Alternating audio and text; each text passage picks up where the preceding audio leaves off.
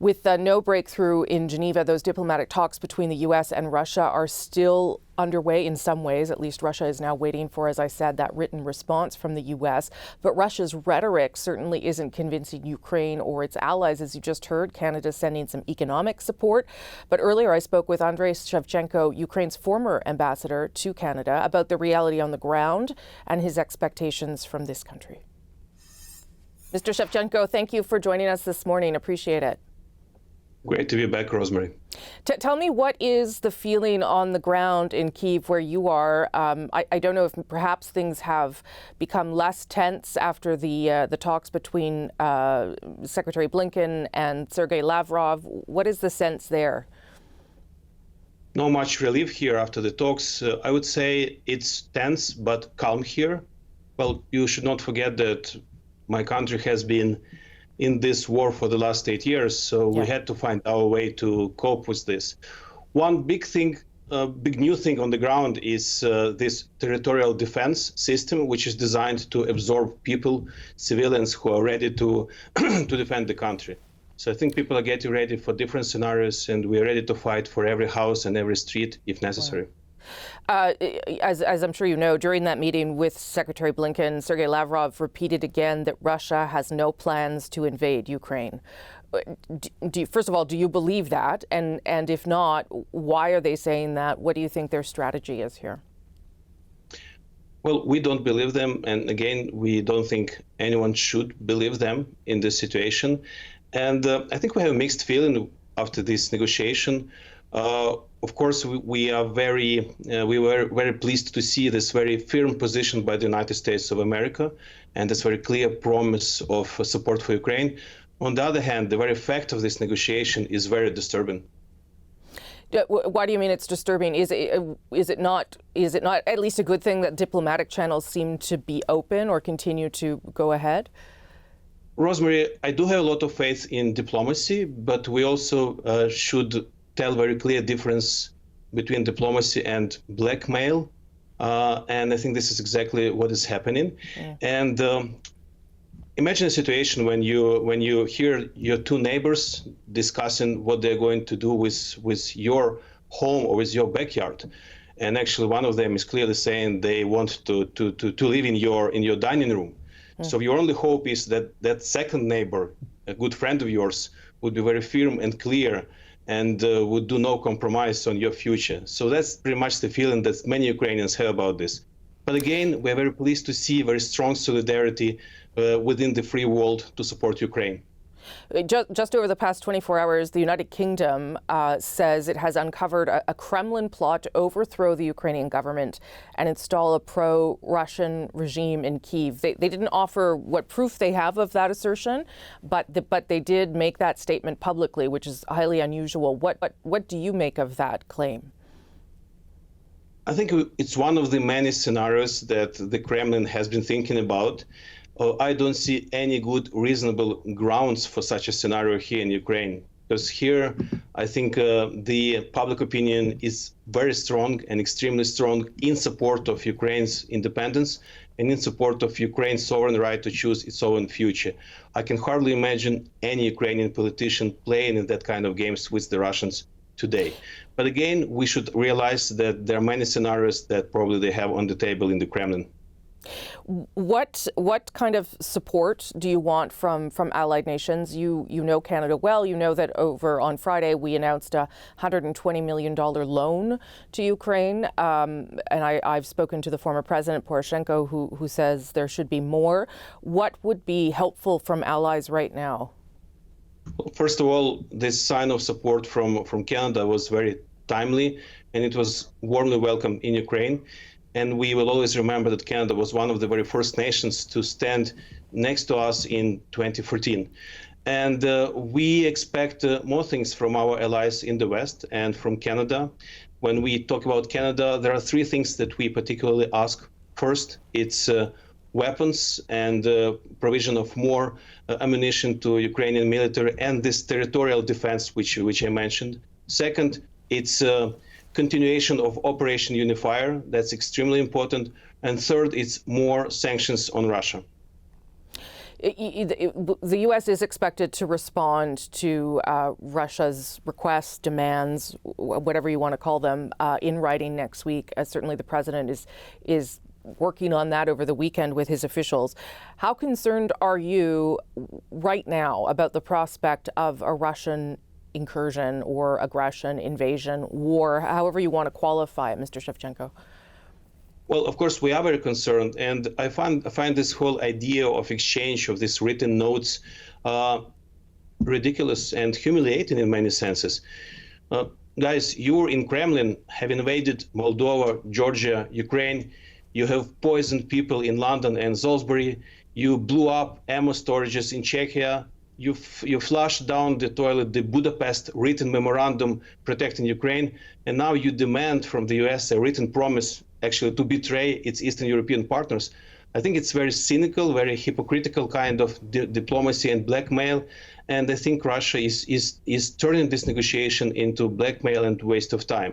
But just to be clear, Mr. Shevchenko, should the United States not even be engaging in this back and forth in terms of the written requests and conditions? Is that going too far in listening to Russia's requests? Is that what you're saying? Rosemary, I'm saying that we would like to see a genuine diplomatic process in good faith on how we can make Russia to leave its neighbors alone and how we can make Russia start respecting international laws. I think it's something which is in the long-term interest both of Russia, the United States of America, and everyone on the planet. Okay, we will leave it there. Mr. Shevchenko, nice to see you again, even under these circumstances. Thank you for making the time for us. Thank you, Rosemary. Ukraine's allies have begun sending military equipment and weapons to that country as 100,000 Russian troops have gathered near its border, stoking fears again that Russia may again invade Ukraine, something the Kremlin denies. Despite weeks of high-level diplomatic talks, tensions remain high. Earlier, I spoke with the former president of Ukraine, Petro Poroshenko. He's now an opposition leader facing his own charges of high treason. Mr. Poroshenko, nice of you to make the time for Canada today. Thank you very much indeed, Rosemary, for inviting me and have an opportunity to keep Ukraine very high in the agenda of Canada interest. I want to talk about the threat of war, but before we do that, I do want to ask you about the fact that you are back in Kiev facing charges of treason. You are accused of making coal sales while you were president that helped fund Russian-backed forces. Is that what happened? Are these allegations in any way true? Rosemary, nobody understands what's happened, and despite of the fact that I'm in a record book of Guinness for the number of criminal investigations Zelensky launched against Ukrainian opposition, against me personally, the total number is above 120. But from the legal point of view, all the experts, all the civil activists, all the diplomats, and all the journalists name it with one word: trash, judicial trash. There is absolutely nothing to comment, and this is disaster. And the only thing to comment, sorry? No, I was just going to say, Mr. Poroshenko, given that your belief that these are not real charges, as you say, trash is the word you use, are you worried that this is affecting the unity of your country at a time when you all need to be united? Definitely, and that's what the whole Ukraine, that this is the whole our partners said, this is the worst time when Zelensky can imagine to initiate that. Again, Rosemary, these charges for high treason never appeared in the court. These charges is just dedicated with a political finding and with a movement of my country back to the Yanukovych time when the political leaders of the country was under the charges and appeared in the prison. But I'm very much impressed that dozens of thousands of Ukrainians come on to meet me in the airport, come to the court, and millions of Ukrainians support me. And the reason is very simple. We are now, my political forces are number one in Ukraine, under all opinion. And Zelensky just now to manipulate the things. But now, my message is the only. We need to demonstrate unity, unity of the whole country to defeat Putin. This is the only things which should unite all the nation, including me and Zelensky. So let me move on to that, because that is obviously what the world is watching closely. Sergei Lavrov and Antony Blinken did meet on Friday, and both agreed that the talks were useful. Do you believe, Mr. Poroshenko, that this can still be resolved through diplomacy? Look, I have a very big experience in negotiation in Putin, and I have in the year 2014, 15, up to 19. And I think that we have several rules how we should make negotiation with Putin. Point number one, don't trust Putin. Everything which Putin promised me, release the hostages, withdraw the troops, ceasefire, many, many other things, this has never happened.